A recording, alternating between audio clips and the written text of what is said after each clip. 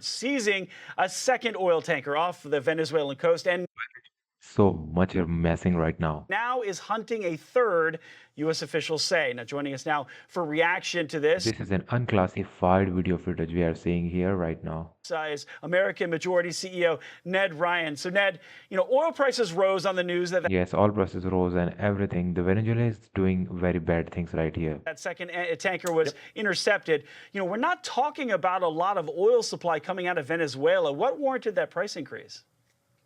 Well, it does have a ripple effect. I would Okay, all right. Because US is a second oil tanker nearby here, and now is the third one, right? say it doesn't seem like much, Edward, but for some places like Cuba, devastating, existential crisis. I mean, Cuba, if Venezuela's oil, about 70% of it's embargoed, and these oil tankers are trying to get to Cuba, about 40% of Yes, they are Venezuela. They are going Venezuela to Cuba because it's a something trade deal they wanna do.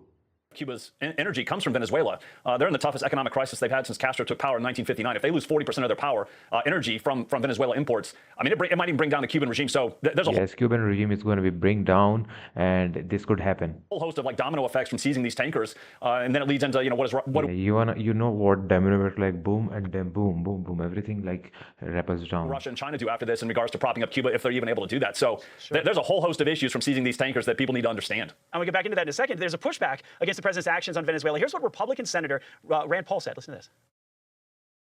I consider it a provocation and a prelude to war, and I hope we don't Yes, he is the Rand Paul Republic, go to war with Venezuela. Kentucky senator.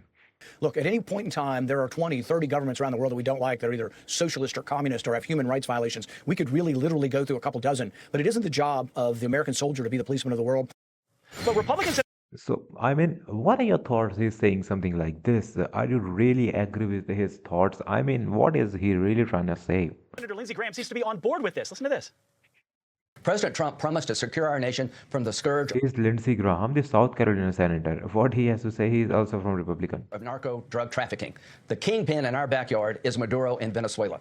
They're poisoning America. I applaud President Trump of trying to bring down this narco terrorist state in Venezuela run by Maduro. Yes, bring down the narco terrorist gang off from Venezuela and bring them down. Cuba and Venezuela both bring them down.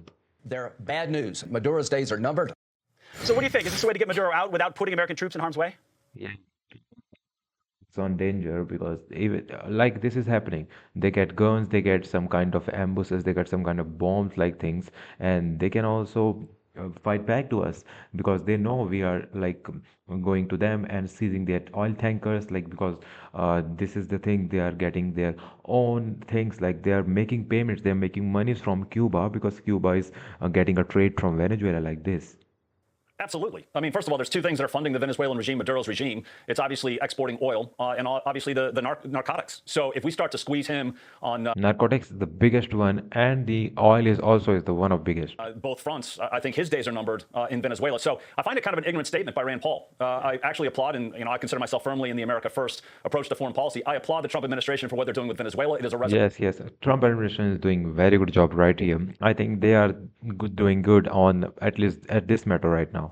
direction of the Monroe Doctrine, in which we are to control the Western Hemisphere, not allow Russia or China or anybody else to have undue Yes, not Russia, not China, nobody else to control it. influence in our hemisphere. So I think this is the right approach. Yeah, Ned, I appreciate it. I'm going to. Yes, I think it is right, bro. I think as well. What are your thoughts? What you are trying to say? Is this a good thing, or we have to let them do the trades coming down?